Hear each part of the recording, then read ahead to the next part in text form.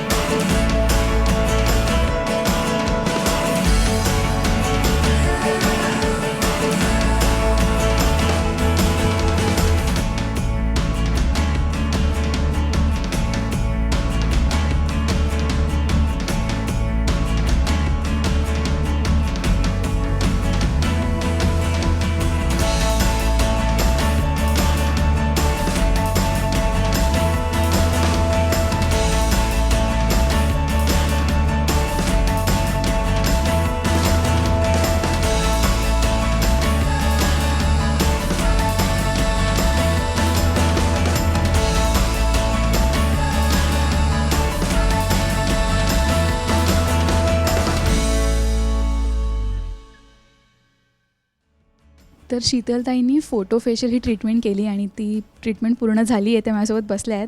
शीतलताई, कसा होता एक्सपिरियन्स, काय सांगाल? खूप छान. मी पहिल्यांदाच फोटो फेशियल केलं.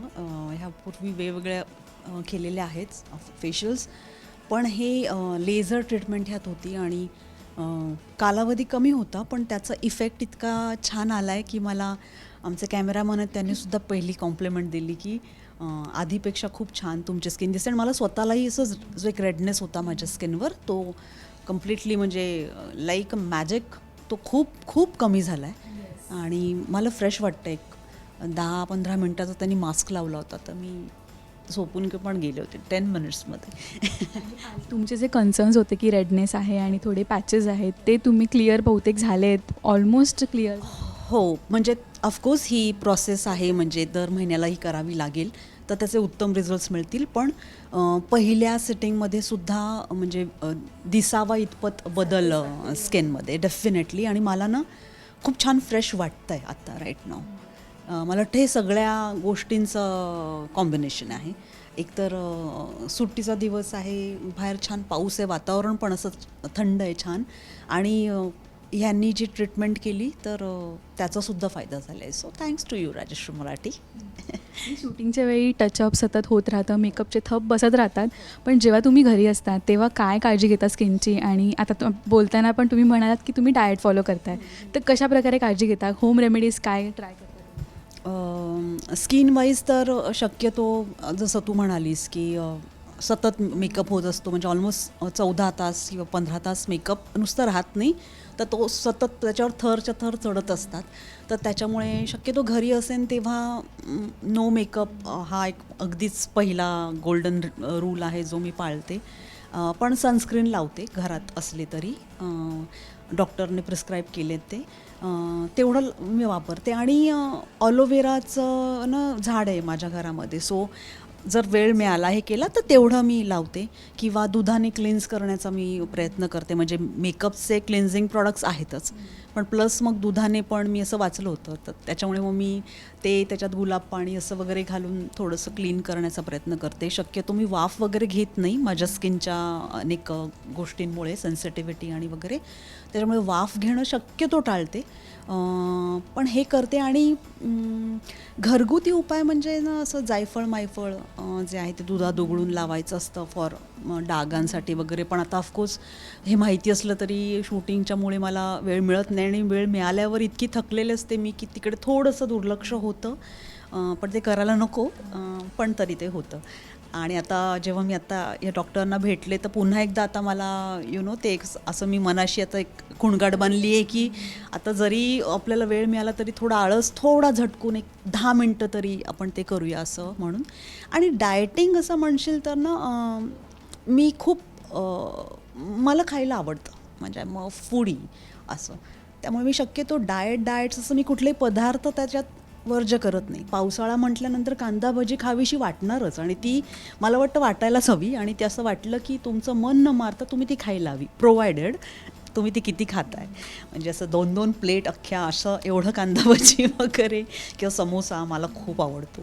तर असं एवढं आपण खूप नाही खाऊ शकत. त्याच्यामुळे ते थोडंसं ना क्वांटिटी वाईज थोडंसं मी कंट्रोल करते. किंवा चिकन बिर्याणी आहे, आता खेकडे खूप छान मिळतात, तर हे सगळं मला खायला आवडतं. फक्त थोडं प्रमाणात खाते. ऑफकोर्स बाकीच्यांसारखं कधी कधी मी हावरटपणा करते आणि खाते मी.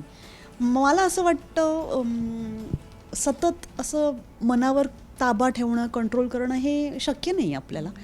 त्यामुळे मनाचं थोडंसं ऐकावं आणि बऱ्याचदा आपली शिस्त पाळावी. तर तसंच मी करते. म्हणजे असं आता तुम्ही जे म्हणाल की तुम्ही समोसा वगैरे तुम्हाला मनाला वाटलं तेव्हा तुम्ही खाता, पण प्रेक्षकांसाठी हे मे बी सरप्रायझिंग असणार की सिम्मी पण खाऊ शकते बटाटा भजी वगैरे. एक सरप्रायझिंग आहे. आणि मालिकेत सिम्मी तर असं घेतच असते सलॉन ट्रीटमेंट्स की पप्पा मी चालले आहे सलॉनमध्ये वगैरे, पण मुळात शीतल कशी आहे, तिला हे किती ओकेजनली ती करते, काय सांगा? नाही, मला असं वाटतं एक अभिनेत्री म्हणून हे करिअर स्वीकारल्यानंतर थोडंसं स्किनकडे किंवा स्वतःच्या ग्रूमिंगकडे लक्ष देणं हे एक आमच्या व्यवसायाचा भाग आहे.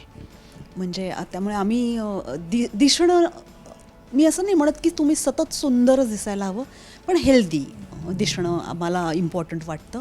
आणि आमचे हे जे इतके तास काम करायचं आहे तर ते एनर्जी टिकवून ठेवणं ही सगळ्यात महत्त्वाची गोष्ट असते. म्हणजे पडेल चेहऱ्याने आम्ही आमचा एखादा सीन नाही करू शकत, कारण आम्ही जर चांगला केला नाही सीन तर तुमचे शाब्दिक तडाखे बसतात आम्हाला सोशल मीडियावर की सीन छान झाला नाही किंवा व्हॉटएव्हर. म्हणजे तुम्हाला जे योग्य वाटतं प्रेक्षक म्हणून ते तुम्ही आमच्यापुढे व्यक्त होत असता. तर त्याच्यामुळे मला असं वाटतं त्या सगळ्यासाठी हे ग्रूमिंग सेशन्स मी एन्जॉय करते.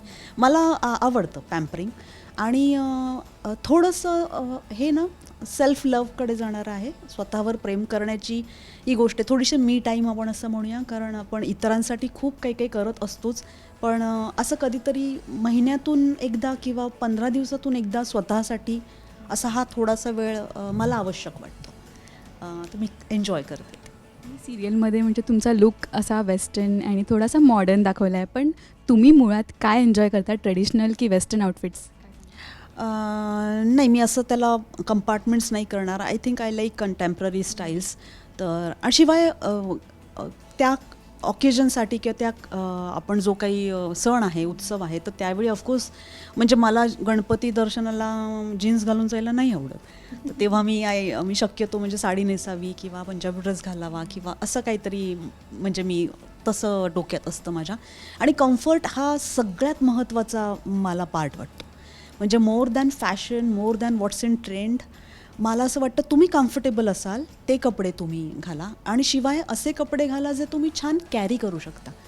कारण वेस्टर्न क्लोज किंवा इंडियन क्लोज काहीही असतील ते तुम्हाला कॅरी करता यायला हवेत. नाहीतर मग कुठेतरी आपण बघतो थोडंसं हसं होताना, तर ते तसं होऊ नये असं इतकंच मला वाटतं. आणि तो पर्टिक्युलर कपडे ते घातल्यानंतर आरशात तुम्ही बघितल्यानंतर तुम्हाला कॉन्फिडंटही वाटलं पाहिजे.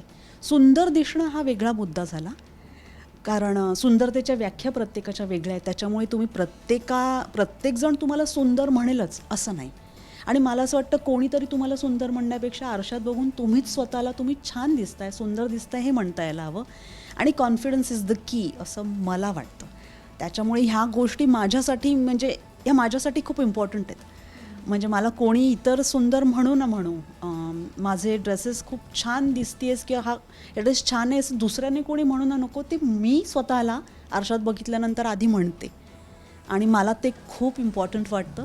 अध्यात्मातसुद्धा असं म्हणतात की तुम्ही दुसऱ्यासाठी तयार होऊ नका, स्वतःसाठी तयार व्हा. So that's my motto. मी माझ्यासाठी तयार होते. खूपच छान बोललात ताई. आणि मालिकेच्या दरम्यान जेव्हा लग्नाचे सीन शूट होत होते तेव्हा तुमचे लुक्स पण एकदम भारी होते, म्हणजे डिझायनर साडी वगैरे. आणि हे तुमचं जे सिम्मी हे पात्र आहेत त्यांनी पण म्हणजे वेस्टर्न लुक दिला आहे तिला आणि मॉडर्नाइज्ड आहे पूर्ण ती. सिम्मीने तुमच्यामध्ये काय बदल घडून आणला तुमच्या स्टायलिंगमध्ये, त्याबद्दल काय सांगा? अगदी खरं म्हणजे सांगायचं तर मी ना सिम्मी ज्या पद्धतीचे ऑफ शोल्डर्स ब्लाऊज किंवा असं जे घालते ते मी शीतल म्हणून कधी घातले नव्हते. म्हणजे जरी मी अभिनेत्री असले किंवा मुख्य नायिका म्हणून करत असले तरी कुठल्याही फंक्शन्सला चॅनल्सच्या म्हणा किंवा काही मी असं कधी ऑफ शोल्डर घातलं नव्हतं. इट इज नॉट की मला तो कॉन्फिडन्स नव्हता, पण समहाऊ मी कधी ते ट्राय नव्हतं केलं.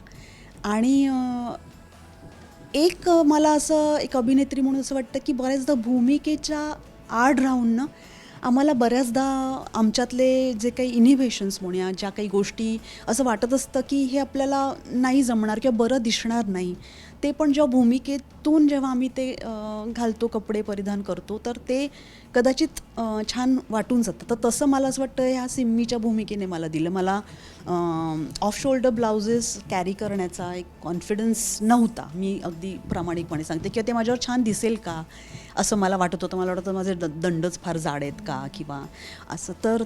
तर ते सगळं घालून टाकण्याचं एक मोठं काम सिम्मीच्या ह्या म्हणजे ड्रेसिंग स्टाईलने केलं असं मी म्हणेन.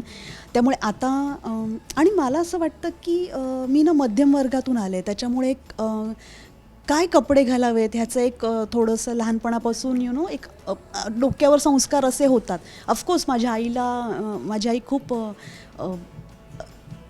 In a nicer way she is a modern. त्याच्यामुळे असे कधी म्हणजे आपण म्हणतो नूडल्स स्ट्रॅप्स किंवा असं काही घातलं तर तिला की आक्षेप नसायचा. फक्त तो तुम्ही कुठे घालायला हवा किंवा शॉर्ट्स जरी घातली तरी ती तुम्ही कुठे घालणार आहात, तर याबाबत तुम्ही सावध असायला हवं किंवा सजग असायला हवं असं तिचं म्हणणं होतं. माझे पप्पा खूप ट्रॅडिशनल होते, सो त्यांना हे बऱ्याचदा झेपायचं नाही असं. But over the period of time मला असं वाटतं की तेही कम्फर्टेबल झाले होते. आणि मी तुला म्हणाल तसं की मी ते नियम पाळते की कुठे आपण कुठल्या पद्धतीचे कपडे घालायला हवेत. पण सिम्मीने हे दिलं मला की मी आता ऑफ शोल्डर ब्लाउजेस मी खूप छान कॅरी करू शकते. सिम्मीने दिलेला हा बदल तुम्हाला कसा वाटतो? म्हणजे तुम्ही कॅरी करणार आहात पुढे आणि कॉन्फिडन्स तर तुम्ही तसंच ठेवणार आहात का पुढे? ये डेफिनेटली मला ना जरा म्हणजे माझ्या ब्लाउजेसचे बॅक ऑलवेज लो कट असायचे. म्हणजे मला फ्रंटल खूप मला आवडत नाही. I don't find it comfortable. आणि मला ते कधी कधी फार बिभत्सपणाकडे झुकणारं वाटतं. त्यामुळे मग छान मला माझे ब्लाउजेस हे ऑलवेज जरा लो म्हणजे पाठ दाखवणारे असे वगैरे असतात, ते मी कॅरी करत होतेच. सिम्मीने मला हे जे दिलं आहे ना, हा कम्फर्ट दिला आहे. आणि मला असं वाटतं की विथ द एज जसं आता मी मोठी होत चालले तसं मला स्वतःच्या शरीराबद्दल जो कॉन्फिडन्स येतो आहे किंवा त्याला मी कसं प्रेझेंट करते किंवा मला काय छान दिसतं आहे आता, हे थोड्या ह्या ज्या व्याख्या थोड्या क्लिअर होत चालल्या आहेत ना, तर तसं मला अजून कॉन्फिडंट वाटतं. आत्मविश्वास आता मला असं वाटतं मला जास्त आहे. जेव्हा मी माझ्या 20sमध्ये होते तेव्हा मी इतकी कॉन्फिडंट नव्हते. मी प्रयोगशील होते. माझे कपडे कॉलेजमध्ये सुद्धा खूप त्यावेळेला खूप मॉडर्न असायचे. पण मला वाटतं आता I just feel complete perfect. This is a perfect timing for me, I guess, for everything. आणि याच निमित्ताने आपल्या प्रेक्षकांना तुम्ही एक काय मंत्र पाळायला सांगाल की हा पाळलात तुमचे ब्युटीचे बद्दल असणारे जे मिसकन्सेप्शन्स आहेत त्याबद्दल तुम्ही काय एक मंत्र फॉलो करायला सांगाल? नाही, जसं मी मगाशी म्हणाले तसं आत्मविश्वास हा महत्त्वाचा आहे. आणि मला असं वाटतं की थोडंसं ना व्यायामाकडे आपल्याला लक्ष द्यायला हवं. बऱ्याचदा म्हणजे माझी आईसुद्धा ह्या कॅटेगरीत आहे. मी जेव्हा तिला म्हणते की व्यायाम कर, तर मग ती म्हणते की मी दिवसातली एवढी कामं करते आहे किंवा मी हे जाऊन घेऊन आले आहे आणि माझा एवढा वॉक झाला आहे, तर दॅट्स फाईन. पण ते तसं नसतं. म्हणजे एक अर्धा तास 15 मिनटं एक स्वतःसाठी थोडं तुम्ही काढा असं मला वाटतं. कारण आउटर ब्युटी आहेच, बाहेरचं सौंदर्य ऑफकोर्स जग लवकर बघतं, पण बाहेर सुंदर दिसण्यासाठी मला असं वाटतं तुम्ही मनातून सुंदर असणं किंवा तुम्ही स्ट्रॉंग असणं हे फार महत्त्वाचं आहे. कारण तुमचं जे मनाचा आरसा तुमचं शरीर आहे असं मला वाटतं. तर त्यामुळे मी हेच सगळ्यांना सांगेन की मनाने कणखर व्हा. तुमचे विचार हे जास्तीत जास्त मला वाटतं सुस्पष्ट ठेवण्याचा प्रयत्न करा. खूप गोंधळ नको. मनाचा जो गोंधळ होतो तो चेहऱ्यावर दिसत राहतो, तर तो नको. आणि आत्मविश्वास महत्त्वाचा आहे, शिक्षण महत्त्वाचं आहे. आणि मी नुसतंच पुस्तकी नाही म्हणत आहे. आणि मी इंटरनेटचं शिक्षणही नाही म्हणते, मी ॲक्च्युअल म्हणते की जीवनाबद्दलचा तुमचा अनुभव, तुम्ही लोकांना कसं वाचता आहात, त्यांना कसं ओळखून घेताय आणि माणूस म्हणून त्यांच्याबद्दल तुम्हाला करुणा वाटते का, त्यांना समजून घेताय का, ह्या गोष्टी खूप महत्त्वाच्या आहेत. तुमच्या सुंदर दिसण्यामागे तुम्ही सुंदर माणूस असणं मनातून हे जास्त महत्त्वाचं आहे. सो मी प्रयत्न करते असं वागण्याचा आणि I hope I will be successful. खूपच छान बोलला ताई आणि थँक्यू सो मच, तुम्ही आलात वेळात वेळ काढून. फायनली आपण हे सेगमेंट केलं आहे. खूप मजा आली तुमच्यासोबत. हे जे 2-3 तास होते खूप एन्जॉय केलं आहे.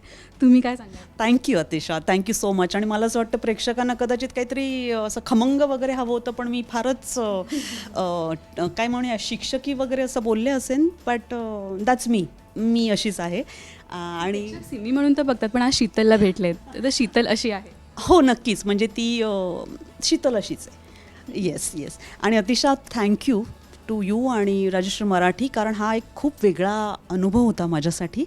ऑफकोर्स आम्ही सेल्फ पॅम्परिंग करतोच, पण कोणीतरी असं राजश्री मराठीसारखं आणि अतिशासारखं मेहनत घेऊन आमच्या मागे लागून आम्हाला वेळ काढायला लावून जेव्हा असं थोडासा वेळ देतं तर हा खूप स्पेशल असतो. सो ह्या स्पेशल दिवसासाठी मनापासून thank you. Love you. Thank you so much. Thank you Atisha. God bless.